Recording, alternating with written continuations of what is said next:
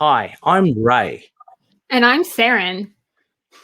We're your Spider Baby hosts from To Know Her Is to Fear Her, a Spider-Woman podcast, as well as proud members of the collective. You're listening to Capes and Lunatics Sidekicks. Enjoy the show. This episode of Capes and Lunatics Sidekicks is brought to you by Tweaked Audio. To get awesome headphones, go to tweakedaudio.com and use the coupon code Southgate to get 30% off, free shipping, and a lifetime warranty. Or you can get there through the link on our website, southgatemediagroup.com. This is Phil Perich, and you are listening to the Capes and the Lunatics Sidekicks podcast. Yeah, whatever. Ben Reilly, Spider-Man's clone. He's the guy. He's got a sweatshirt. Yeah, that's how you know he's different, and he's a big one too.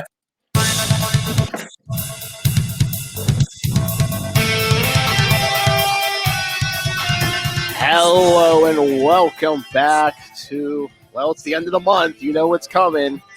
Little Hellfire's favorite sausage fest. It's the Scarlet Pimps. That's right. It's me, Phil. It's Boston's favorite, well, soon-to-be father. It is. This is Matt. Hi, I'm going to be a dad. Hi, what's up, everyone? It's not a clone. I was going to say, that other, already a father. The Australian pimp himself, it is. Hey everyone, it's Ray. I just want to say I love sausage. So it's breakfast time. There's a lot of people eating sausage right now. It's breakfast time in America at the time of this recording. So that's it. Continental breakfast. Yeah. Thanks, Ray. Now I know we'll be getting messages from Lilith. Cut that out. That Ray saying I like sausage. Now, Australia is both a country and a continent. So do you call it country breakfast or continental breakfast? Oh, actually, country breakfast sounds better. It sounds like, very English. Right. Bangers and mash. Bangers and mash. Doesn't matter. It's Australia. It's all, all the sausage is kangaroo. So drop bears. Drop bears. You got to be careful, my God. Sausage. All right, so the two issues we're covering today, not big Ben Reilly issues, but I thought they were pretty big in the Clone Saga. We should cover these. Yeah. Hey Phil, just before we get into this quickly, so apparently there's an appearance of the Scarlet Spider in new comics recently. Oh, that's right. Thank you for reminding me, Ray. Yes. There was one that came out this was at Iron Man 6 and last month.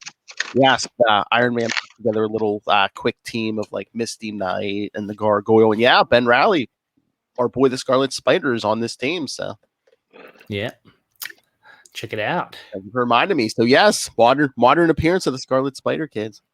Not as confusing. Yeah, less supersized.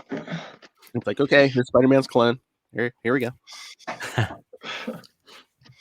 But did anybody read that yet? No, no, sorry. Ray's like, hey, there's an appearance. Read it. Oh. Yeah. Well, I did my homework. That's about it. I mean, it's pretty good, but it's like a secondary plot, so he's not doing like a ton. But yeah, I mean, it's still nice to see him. That they haven't completely forgotten the character. Although, I mean, every once in a while he's been making appearances. He made an appearance in what was that? The Conan miniseries. Was it Battle for the Serpent Crown? Did he? Oh, yeah, he did. Did he? Oh, wow. Like cool. One issue. Yeah, he was in. This, yeah. Does he still have like a million souls within him? Like, how in Damnation, how he had all that.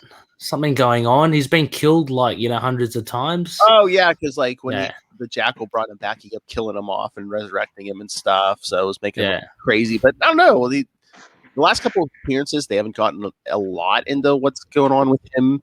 But I think they've kind of stabilized him. Okay. Like in the last, what was it? They're like, oh yeah, he's normal now after all the Peter David stuff. Oh, that's right. Yeah. Yeah, but then they haven't really gotten into him except that it's like, oh, here's the Scarlet Spider.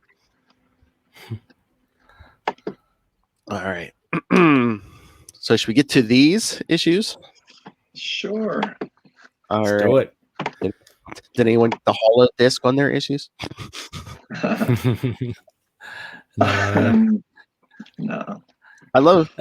So did anybody read this on Marvel Unlimited? Because I love like on the cover Yes. of this Web of Spider-Man, it's like 3D holo cover, but meanwhile they don't have a picture of the actual holo disc on there. Yeah, that's where I'm reading it. Yeah, I mean, because they had a regular like newsstand version, which is what I have, and there was no holo disc on it. And it didn't say Oh. anything about a holo disc, so The holodisc, is that issue worth like trillions now, or? yes, because it was a rarity in the 90s, right? Exactly. Well, here I got a synopsis for this first one. Yeah, Web of Spider-Man 125. Yeah, the sized issues. Yeah, both oversized. Both, because they're divisible by 5, as Will says. Does Lilith like oversized issues as well? I believe so. Because I know Okay. Lilith likes it long. I don't know. I think at the end of April, she might need to read a longer Moon Knight issue. All right. So yes, June 1995. Feel old yet, guys?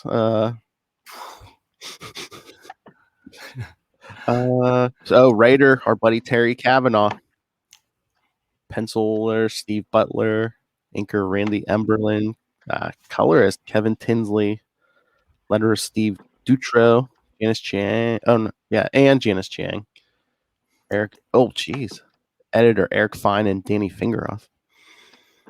All right, so this one, Lives Unlived. Sounds like a soap opera. Having switched places with Ben Reilly, Peter Parker has taken up the guise of the Scarlet Spider in the hopes of clearing himself of murder charges. Deciding to start at the beginning, Spider-Man breaks into the Daily Bugle to check its morgue file. He starts by researching Miles Warren. At first, he only finds reports about Miles Warren's time at Empire State University before he was pushed over the edge by the death of Gwen Stacy, where she was pushed over the edge. Oh. That's when he comes across a listing of a Miles Warren living in that hive of scum and villainy, New Jersey. Shockingly, this man. Oh, New Jersey.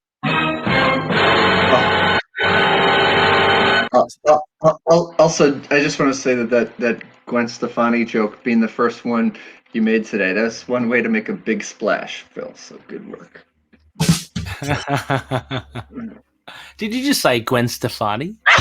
Sorry, Gwen Stacy. It's 7:45 a.m. Sorry, me trying to shoehorn my joke about your joke, and I just could not mail the discount. I know.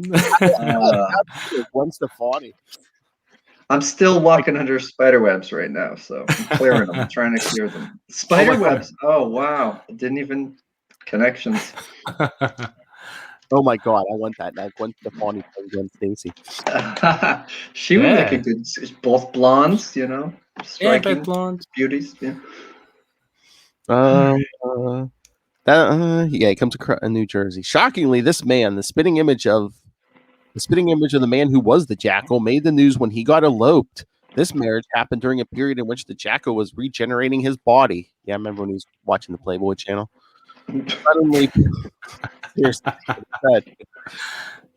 Peter's spider sense goes off, warning him that someone is coming, and he leaps out a nearby window. He narrowly avoids being seen by a young man who has come looking for his uncle, and they don't reveal this at the time, but he's looking for his uncle, reporter Ben Urich, to borrow some money. Yo, Unc. You ever call your uncles Unc? No. No, me neither. Gimme. Meanwhile, at Rikers Island, Ben Reilly sits in his cell thinking about how his return to New York has upended the life of Peter Parker and his wife, Mary Jane. He is also upset that he couldn't be present when Aunt May died recently. Despite this, he feels that this prison cell is where he belongs, thinking that swapping places with Peter was the right thing to do, as Parker has friends and family on the outside that are relying on him. By this time, Spider-Man has ridden atop a train to the town of Ridgefield Valley in New Jersey. There he swings across this suburban town to the address that is registered in the name of Miles Warren. Not trusting the harmless-looking suburban home, he creates a web cushion on the roof of the garage, only to discover that it has been electrified. That seemed weird to me. It's like, no one's like questioning like all these like burnt dead squirrels or what, birds that hit that roof off. Unless it's like pressure sensitive for like human weight or something. But I'm just like, how many like dead animals are in the area? Yeah, It's terrible. Yeah. TV antenna repair guys,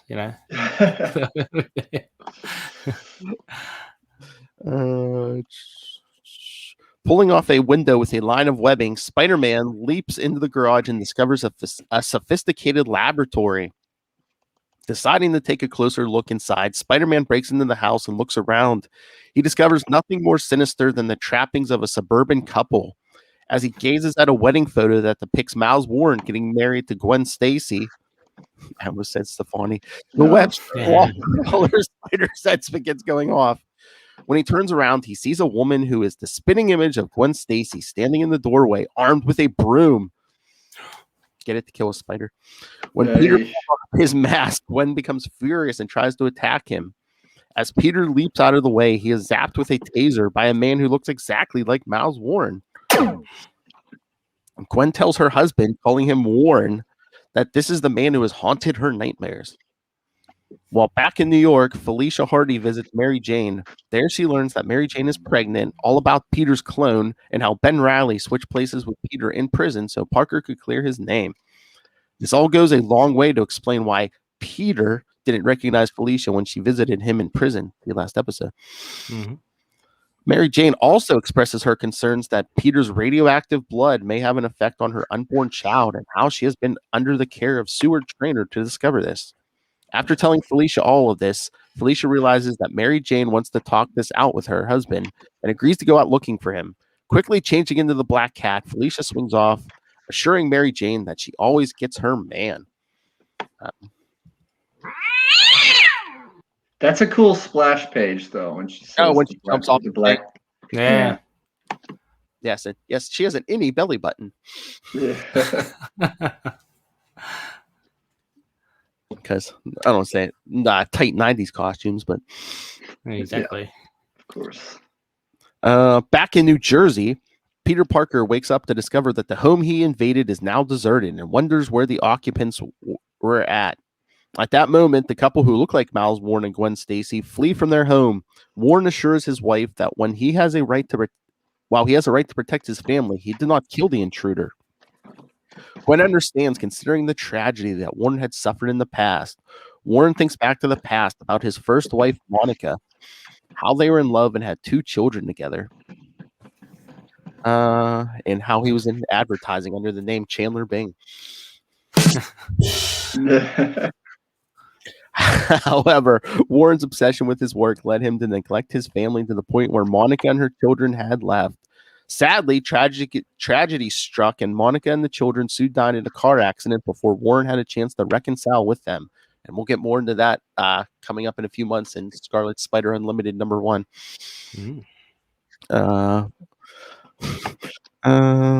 He then lives a solitary life as a teacher until the fateful day that he first laid eyes on the young woman who would eventually become his wife. At that moment, Spider-Man is looking around the Miles home and is astonished to discover that these clones had established a normal life for themselves. While the Miles are headed toward New York, Gwen tells her husband not to close up on her. She reminds him how he was there for her after her father had died and how their relationship blossomed into that love. She felt so powerless at times. Like when the woman called Dreamweaver convinced her that she was a woman named Joyce Delaney. Did everyone understand that? Cute, the Dreamweaver song. Not really. It kind of get the gist of some convolutedness happening during the Evolutionary War. That went through like the annuals. I forget how long before this. I think it was the Spectacular Spider-Man one. I think the High Evolutionary or somebody told Peter, it's like, yeah, Miles Warren never perfected cloning. He just came up with like some kind of like weird genetic virus that like turns people into other people. So like, yeah, he never cloned people from scratch. Okay. So yes, and so this supernatural being called Dreamweaver like said, "Oh yeah, you're not Gwen Stacy. You're this other college student named Joyce Delaney." But Did Dreamweaver do that number on Sue Storm, or am I thinking of someone else? No, okay, that's someone else. no, but I mean, I don't know if during the Evolutionary War they were just trying to say, "Oh yeah, there were never really clones," but yeah, then they decided, I guess, at this point they wanted to do the clone saga, so they started unraveling this because I think at some point coming up, like Peter even says the Jackal, he's like, well, High Evolutionary said you didn't clone people, and he's like, and what? And I think the Jackal's like, well, what motive does the High Evolutionary have to tell you the truth? right. Yeah, well, he's not exactly the most upstanding citizen, is he? So yes, basically, we're going to retcon this back. Yeah. So,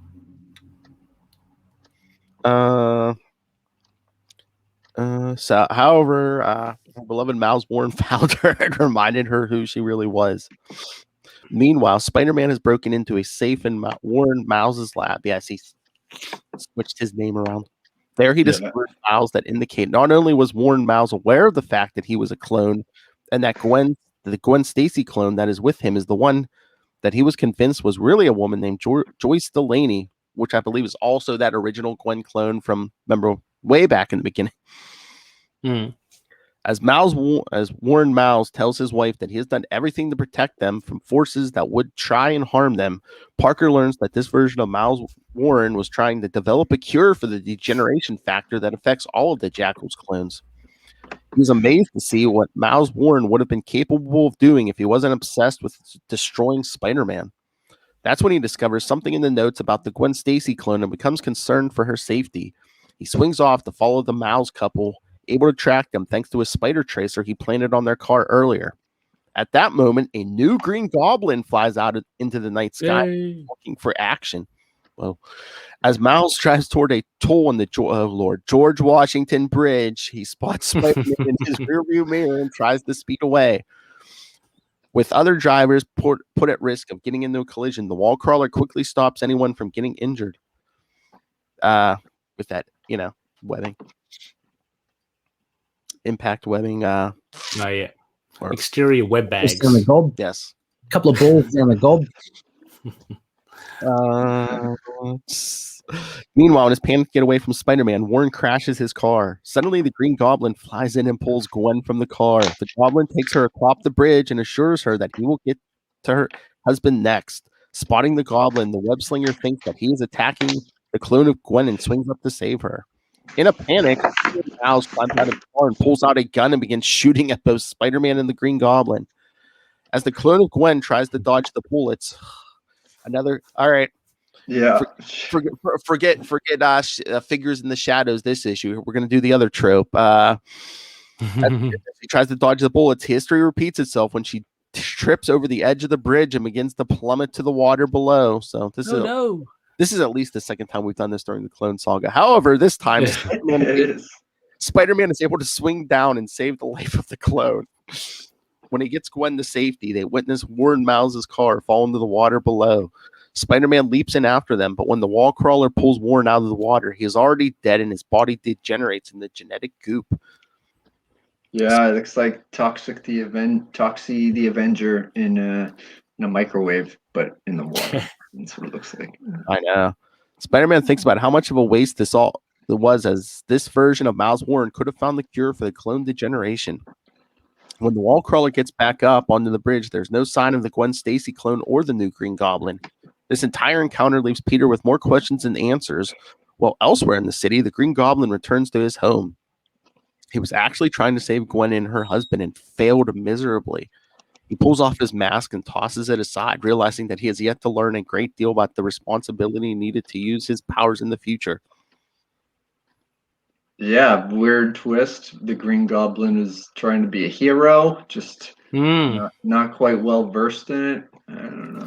Yeah, as they didn't reveal it yet, but yeah, it was Phil Urich, Ben Urich's nephew. A very different Green Goblin. Do we know why he attacked Miles and Gwen? Again, I mean, I don't know if he was attacking or I mean it. Well, he took her out of the car. He I don't know if grabbed her. Yeah, it's so weird because it's like, oh hey, I don't know if he was trying to save them, but why take her to the top of the bridge other than to do the trope again? You know? Yeah, exactly. Yeah, that was a bit. Look, if anything, you know, I'd like to lead off with I reckon absolutely stellar art. Yes. From this issue, I really liked it too. Yeah.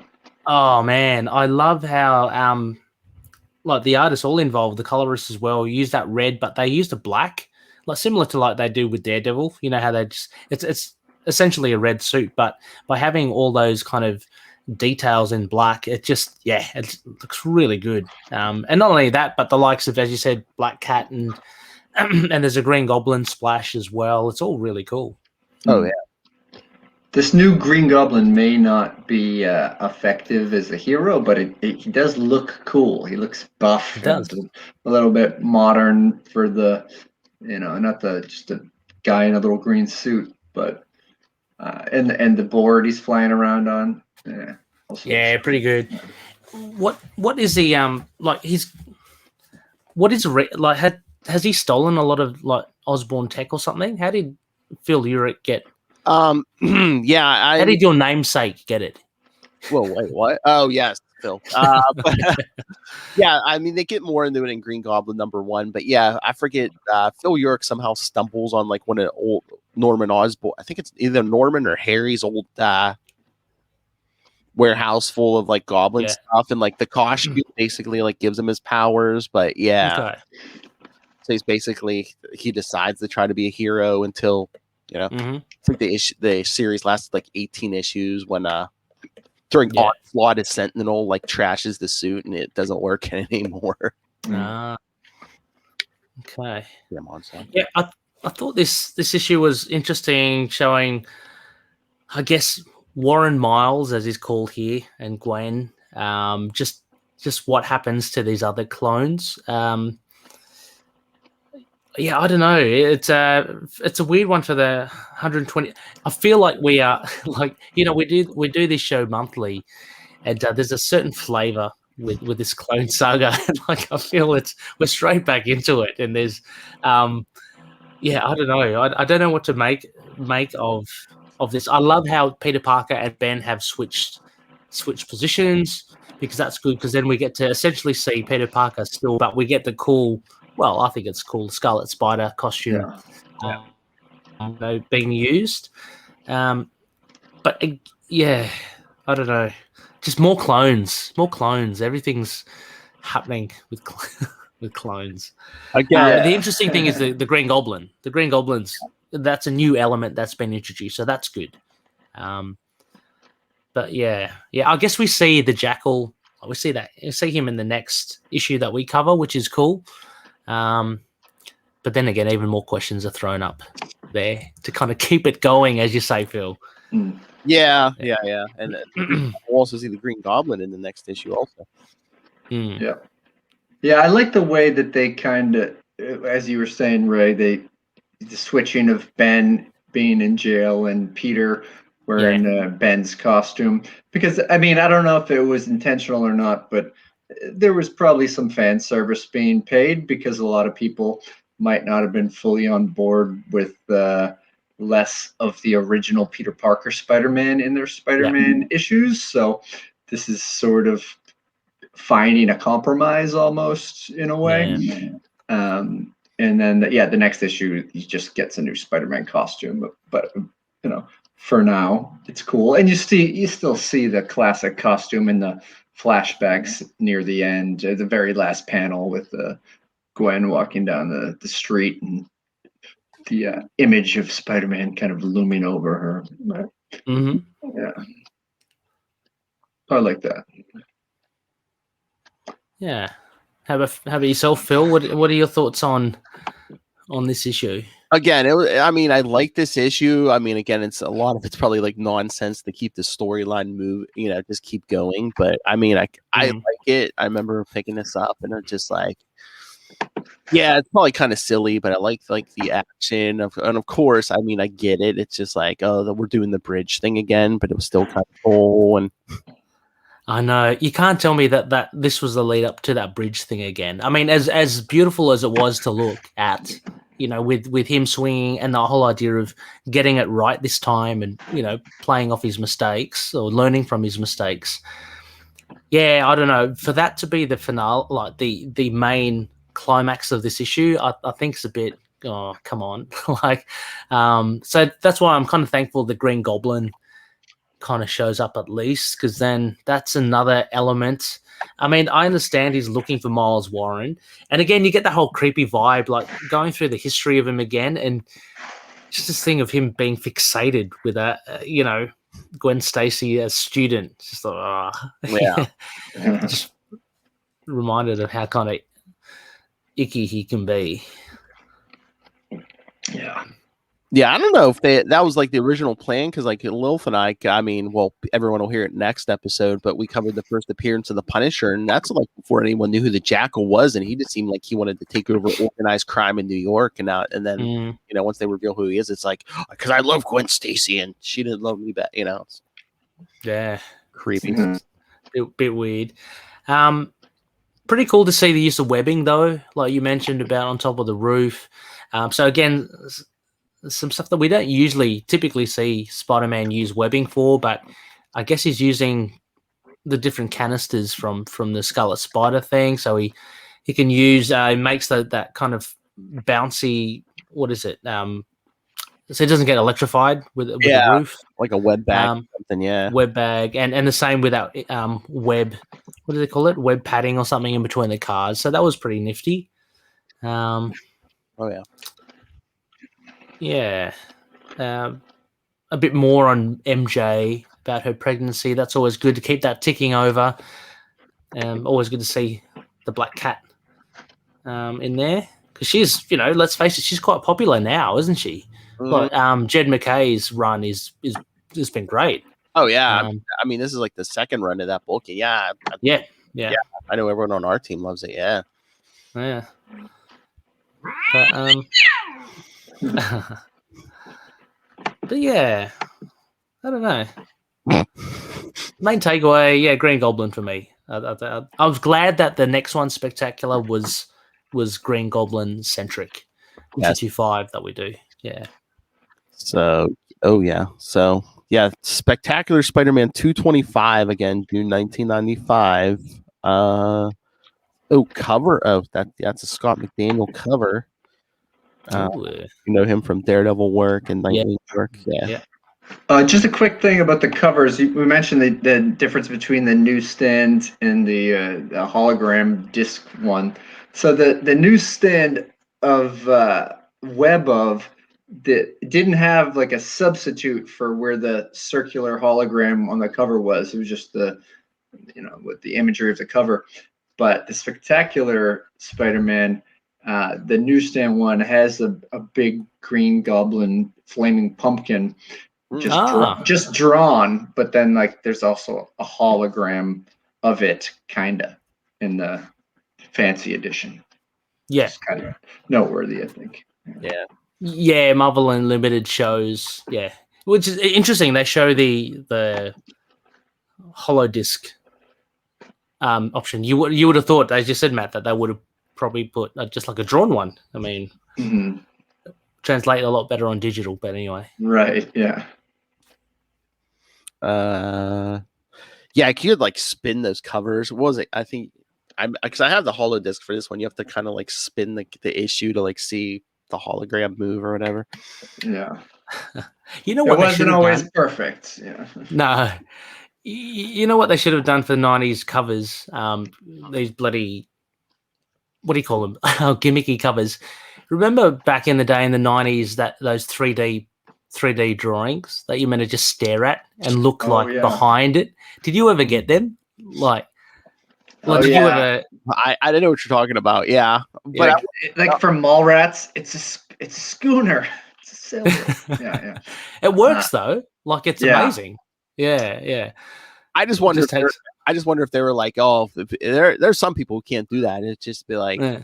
oh no, people aren't going to know what issue this is. They're not going to pick it up. Yeah, exactly. Oh yeah. Yeah.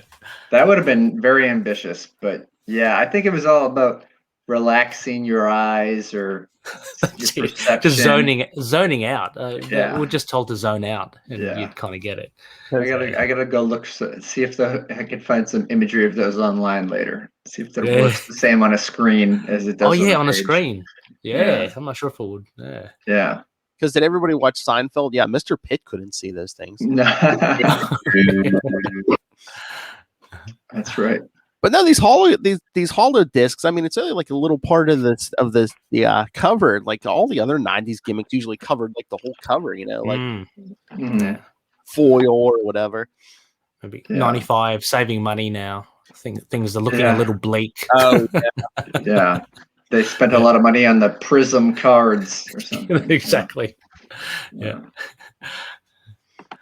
but yeah, this one written by Tom DeFalco, Oh yeah. penciler Sal Buscema, inker Ray's buddy Bill Sienkiewicz, Maestro. the maestro. Speaking of Seinfeld, yeah, a lot of these other names I don't know, like colorist John Calise, letterer Clem Robbins. They were let go in the purge when the maybe. industry collapsed. So, yeah. Wait, 1, 2, 3. Am I seeing this right? There's like 4 letterers. Well, Yeah. there's backup stories too, true. right? Oh, true. Yeah. Yeah. That's It is supersized after all. another super. Although this story is, fairly long. It's the main story in it. Yeah. And there's a lot going on. Maybe it's because, the presence of Sal Buscema and DeFalco packing a lot in there since they're pretty well versed in the universe. But It was just a really nice package. It is. Oh, who is this? Scarlet Pimp. Ray, what did I jump into? Is that you, Chad? Oh, geez. Hell. We are the Scarlet Pimps. That's That fancy man in his tank top has declared it Scarlet Pimp. yeah. All right, so this one is even weirder. A costume man with a flaming hand. There's medication for that. Murders a homeless man named Sammy Skalek in the middle of an alleyway. Due to the poor lighting in the alleyway, eyewitnesses and officers can't make out who the killer is, but they believe it is the same lunatic that has been reported about in the Daily Bugle. It's Iron Fist. Sorry. Connor would hunt you down. Meanwhile, Peter Parker pays a visit to the grave of his friend Harry Osborn. He has come to talk to Harry about his feelings following his encounter with the new Green Goblin. With all the madness with clones in his life at the moment, Peter doesn't know what to make of this new goblin. Peter wonders if this is some trick Harry is playing on him from beyond the grave, or if Harry somehow cheated death. Not yet. Peter half expected to find Harry's grave freshly dug up and is relieved that it is not the case.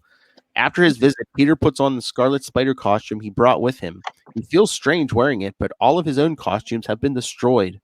He thinks about how he has been recently arrested for murder and how he thought Ben was responsible until Rowley offered to change places with him in prison. Ben did this so Peter could not only spend time with his pregnant wife, Mary Jane, but also find the real killer. The only suspect that Peter can think of is the vigilante known as Kane. Finally, he has this work out for him since he's also trying to hunt down the Jackal, this new Green Goblin, as well as the original Gwen Stacy clone. He's got a lot of work on. Plenty on there. Peter Parker is not the only one who's thinking about the new Green Goblin. In his secret lab, the Jackal was furious that this new Green Goblin was meddling in his plans. Since he can't deduce who the person is behind the Goblin mask, the Jackal decides to go and find out who this newcomer really is. Wow, at the at the Daily Bugle, J. Jonah Jameson and Joe Robertson are in a private meeting. Seeing this, Ken Ellis asks Ben Urich what's going on. Ben tells him that they are arguing over how much coverage they should give Peter Parker's murder trial. Yeah, they're talking about how it's in all these other papers, which you don't hear mentioned that much in Spider lore. But you know what? This is I think I might have brought this point up before, but this is around the time that the biggest court trial in U.S. history was going on, which is the O.J. Simpson trial, which had started in January of '95. This was in June, so it was still pretty much going strong, I think. And because I think it went over a year. So I feel like that kind of real life gets sprinkled into this a little bit, you know. Maybe. Yeah. I think If the web shooter does not quit, he must acquit. Yeah, exactly. Actually, wait. Oh yeah, it did, because it ended in October. So this is going strong. Quitted in 95, yeah. Yeah. Started in January, ended in October. No. Yeah. Mm, I don't know how big a story it was in Australia Oh at the time. no, it made the headlines. Yeah. Yeah, we're following it. It was He's a former American rules football player. Yeah, I mean, we didn't know much about him, but like we just heard, and he was in Naked Gun. So Yes. yeah. Nordberg. Yeah. Oh yeah. All right, back to the summary. No. I wanted to bring it up because in the the summary doesn't go into it, but in the page they're flipping out about all the coverage and the different papers and stuff. I thought that was interesting. Also, it looks like the paper that he's holding up has no text aside from the headline in it. I know. Web of flies in the crowd. That has to be you, Chad, right? It sounds like Chad. Chad. It sounds like a duck, acts like a duck. Oh, he called you a mother duck, Chad. No, isn't that just like a yeah? Yeah. It's a phrase. You got it. You got it, Ray. Yeah. I got you. For a minute there, I thought I misused it for some reason. No. Like, you didn't say if it looks like Gwen Stefani and acts like Gwen Stefani. It's got to be Gwen Stefani. It looks like a roo and it hops like a roo. Got to be a roo. If it drops like a bear. It's a drop bear. Back at the Parker residence, Mary Jane has just finished up making a new Spider-Man costume for Peter. Oh, what's this, Chad? It fits the bill.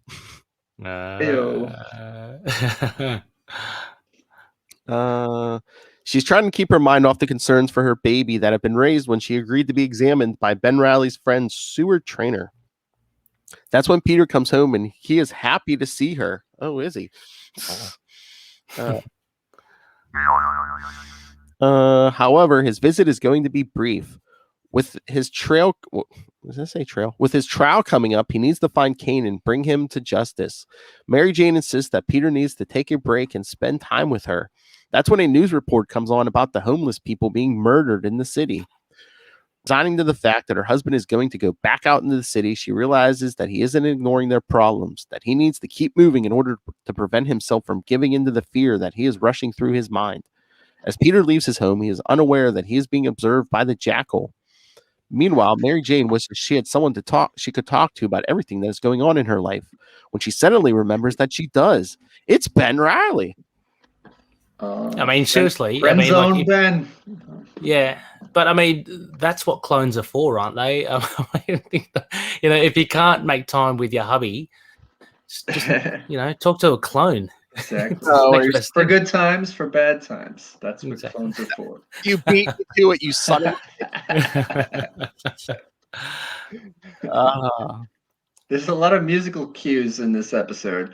Don't Stop. I mean, Dreamweaver and before, and Don't Stop. Gwen Stefani. Gwen Stefani, yeah. There's a lot going on. Meanwhile, Phil York puts on his Green Goblin costume. Upon putting on the Goblin mask, he is jolted with the energy that activates his powers. He then uses his glider to go out looking for a homeless person.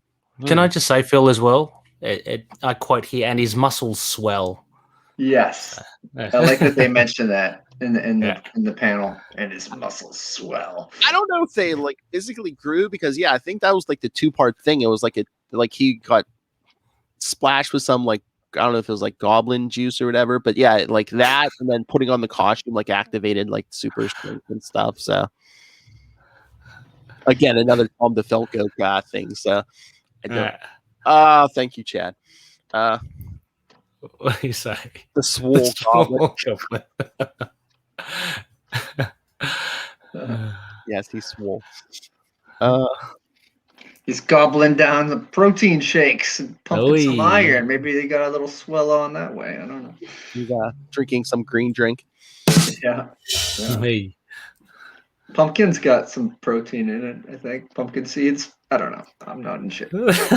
Pumpkins.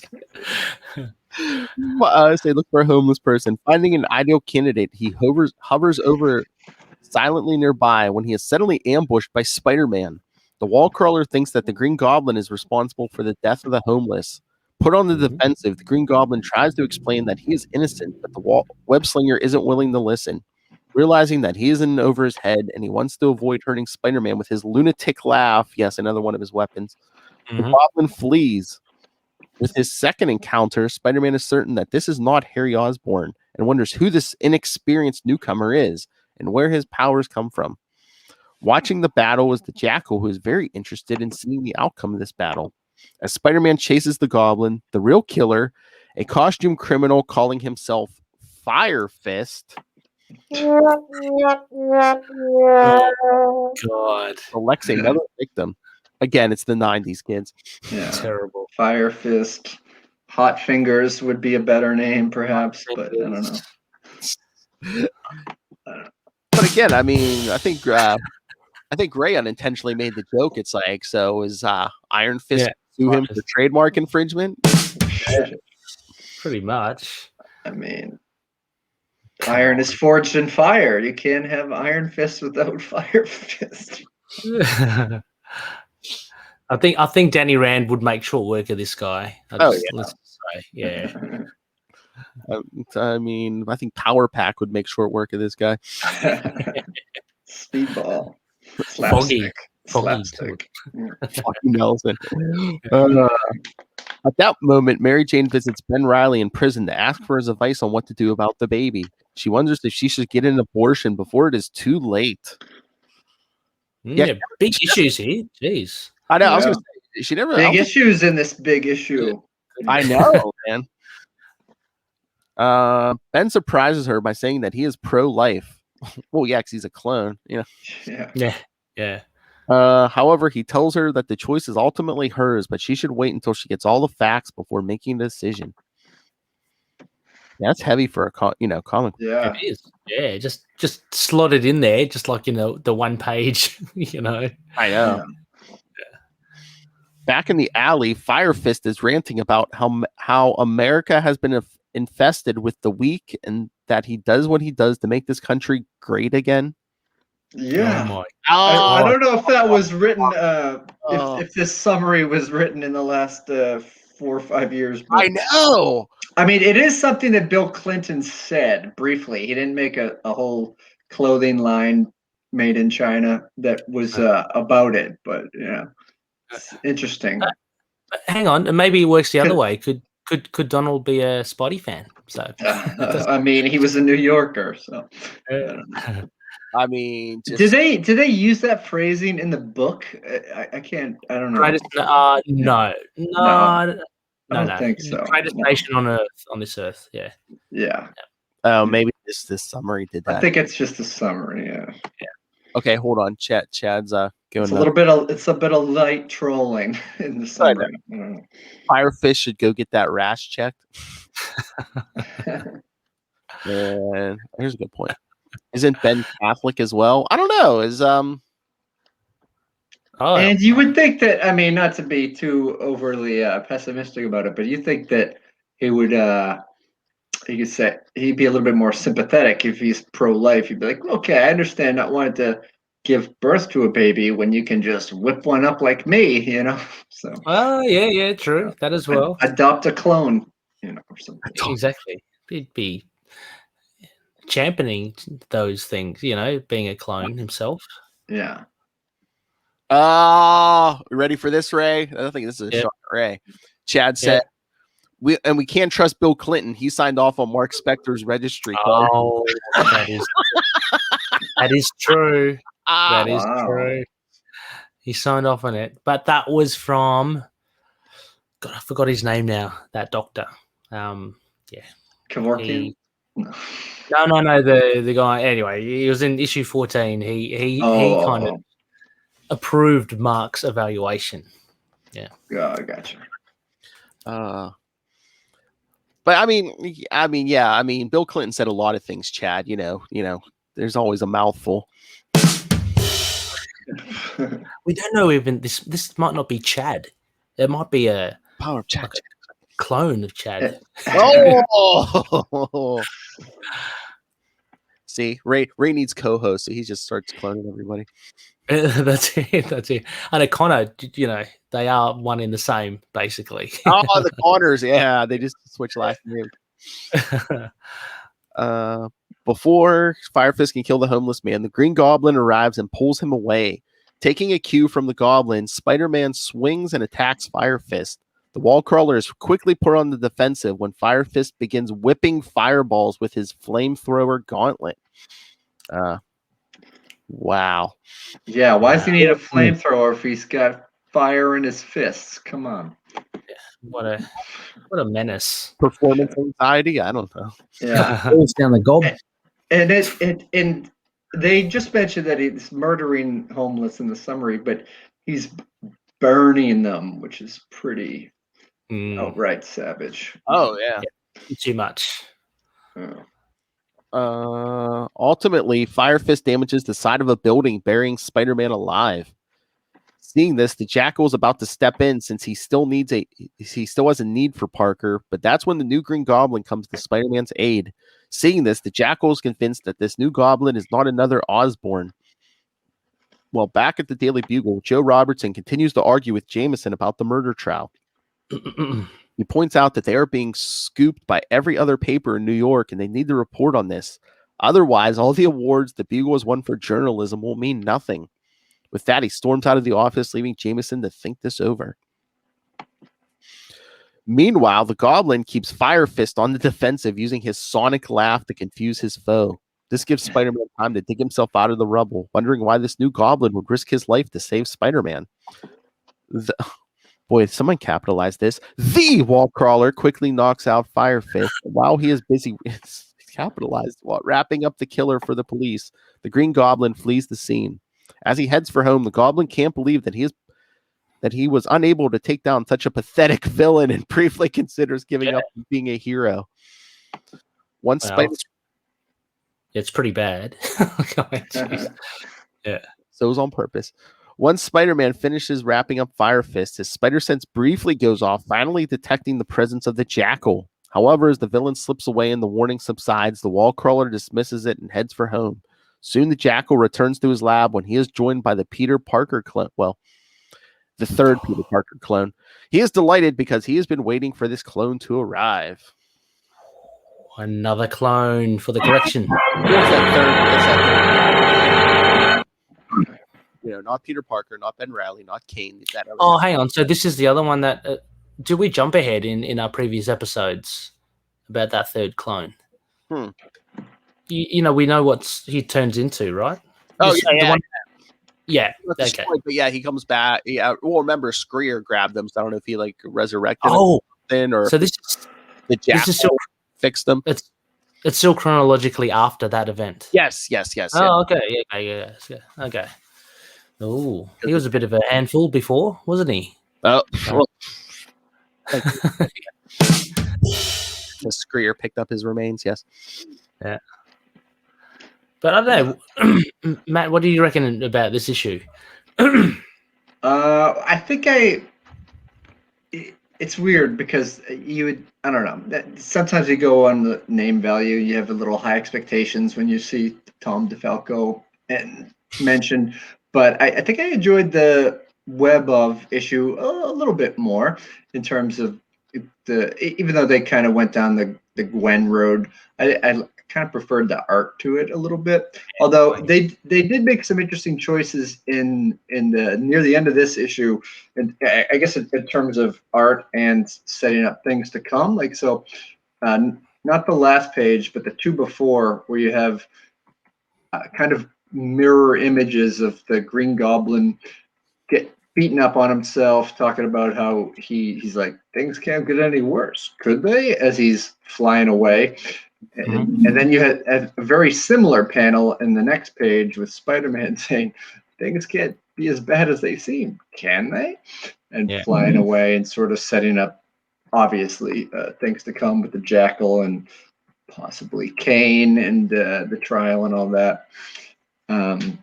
So I thought there were some underrated creative choices made in this one, not just the cover, including a drawn-on pumpkin in place of where no hologram could fit.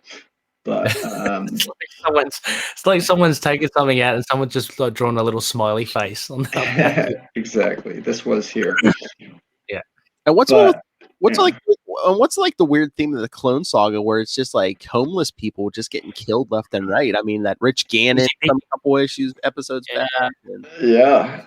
Not a good time to be homeless, like, for many reasons, but of course, but around, superheroes as well. Yeah, I mean, I think that you could, when you see the sort of monologuing of Fire Fist, and he says, someone has to take a stand. America is no longer the greatest nation on earth.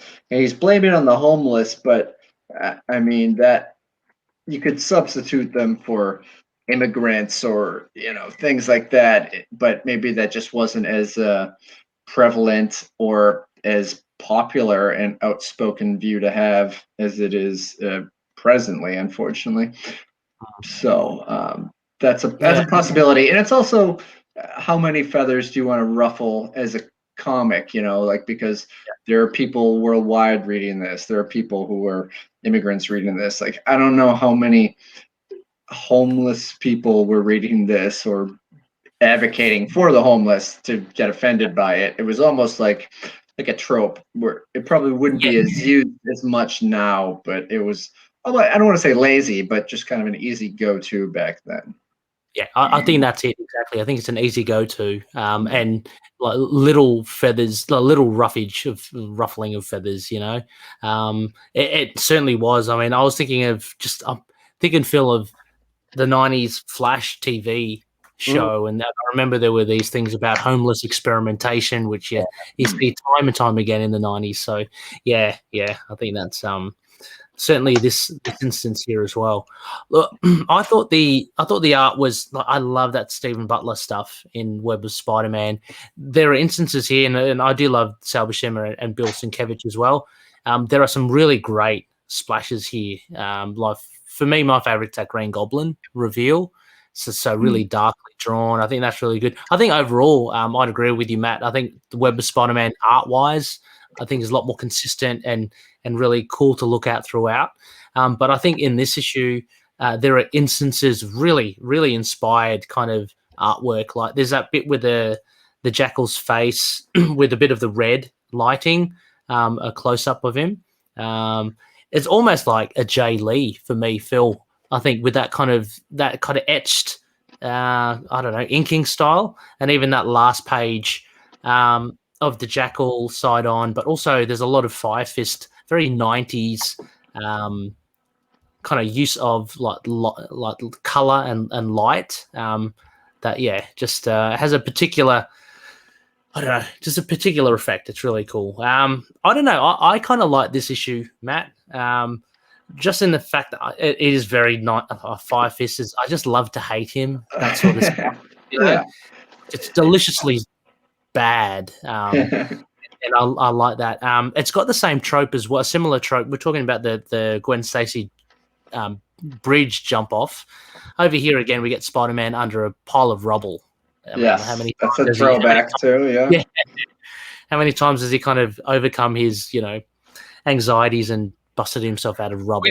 We just needed that scene of him lifting it, like I can do it, and lifting that something heavy off of him. Yeah. Yeah. Mhm. So there was a lot here. I mean, we talked about that very quick abortion kind of issue scene, discussion. But yeah, and we get the old Spidey costume back as well. Last notes just on, there are a fair few mouths agog, which is synonymous with Sal Buscema. So I was glad to see that. Although, Phil, no figure was punched, flying back. No, I'll send a big right cross. Yeah. I know. I was looking for that. But anyway. But yeah, that's what I thought. How about yourself, Phil? What did you reckon about this issue? I mean, I liked it, but yes, it was kind of like, I guess that's good. It's like a different flavor than that Web of Spider-Man one, but they both had their, goods and bads, 90s style. But yeah. A lot different story-wise, art-wise. Not, again, I don't know if, except for a few things, like the abortion thing. Not too deep on a lot of stuff, but they were good, like action issues. They were very good 90s issues. Yeah. We get also as well, just a point with the Green Goblin, you can really tell that that's not an Osborn. Like, we know who it is. Yeah. But like, just the way that he talks when he goes through that restaurant and he's thinking, he's not as confident and evil. So I like that aspect because you're kind of guessing, okay, this is not Harry or Norman. Like, who is this guy? So, yeah. And I'm sorry. I was gonna say I'm pretty sure, and I confirmed it on the internet, so it's true. Yes, this was shockingly the only appearance of Fire Fist. So, oh my gosh. Well, could be coming back soon. You never know. Donny Cates loves to resurrect. So. Surprised SWAT didn't bring him back. Oh, look at Chad pooping where he eats, man. He's like, Moon Knight could even take the fly, so Fire Fist could be a problem, at least a bigger problem than in Deadpool 2. What does he mean by Chad? Deadpool 2? Was there a fire movie? Oh, the kid in Deadpool 2, I guess. Oh yeah, okay, yeah. The Fly. Yeah. Well, Moon Knight did beat Deadpool. That's all I'm saying. So, yeah. Well, who hasn't beat Deadpool? It's true. All right. True. Any other thoughts on these issues, gentlemen? No, I think, you know what? I think that I enjoyed them more with us being able to kind of dissect them a bit and discuss it because, you raised some good points. On first viewing, you might have different thoughts to it, but yeah, I know. I like them both. There's a lot to pick apart and to discuss, which is always good. Yeah, I liked them both as well. I think they were, and it is definitely fun to discuss with others because you just bounce off. You can make light of a lot of the stuff now because we got the benefit of hindsight as well. Just those things like with the Goblin, I love the idea of that sonic laugh. I always get in my head the theme to the Wicked Witch in Wizard of Oz, as she's coming. So no, that's cool. The thing I was least interested in J. Jonah Jameson and Robbie Robertson just arguing nonstop about that. I know it's essential. Like I know that's an outcome of what's happened with Peter Parker and stuff, but yeah, I'm much more entertained with the likes of the Green Goblin, Fire Fist, that sort of stuff. So, yeah. Oh yeah. How about yourself, Phil, as well? Did you like them both? Which would you like? Which do you prefer over? I probably like just a little bit more the Web of Spider-Man. Just I like the art a little better, and it kind of sort of like continues the Clone Saga, even though it's like just basically keeping it going. But yeah, it's like you kind of take a break from the Clone. The Jackal's around, but you kind of take a break from the Clone Saga for the Spectacular Spider-Man one. Yeah. Oh, and also just quickly on the Jackal, I'm still kind of off put at those little remarks. You know how he's got those the fonts that really just crazy talk about, he loves having pizza ordered to him or something. And I don't know. I know he's meant to be a wacky guy, but it doesn't seem to fit him because he just looks so dark and menacing. So yeah, I think there's a bit of a misstep with trying to get the characterization of him in that regards, but hey, that's just me. Yeah, that's what I said. I keep saying I feel so strongly that I think that maybe they were trying to give Spider-Man like a Joker for the 90s. Yeah. But it doesn't work because he doesn't look like the Joker for one. So, the Joker works because he's got that kind of grotesque look of like a Joker, where this guy just looks like a demon. So you're looking at this badass, really scary looking person, and they're making these really juvenile comments. It's really weird. Yeah. Anyway, I don't want to leave it on that note, but juvenile comments. Come on, that's what we look for. That's our bag, baby. Yeah. All right. Well, for next month, there's 5 Tuesdays. So, kids, you're going to get 4 episodes of me and Lilith talking The Punisher.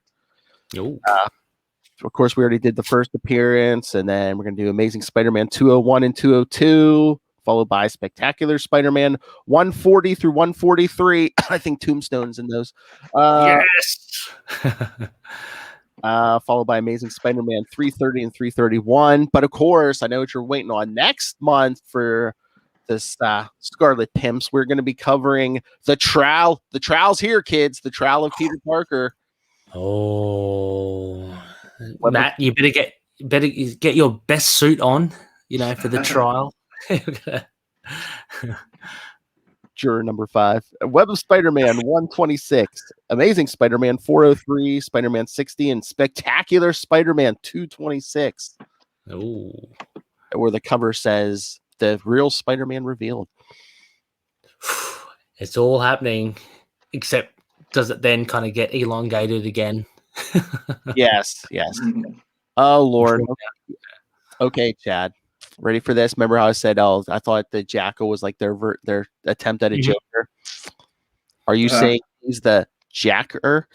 Oh, jeez. Or he's not a very good Joker, so he's the Hackle? Because Joker, Jackal. Yeah, Chad. It just gets funnier when you have to explain it, Chad.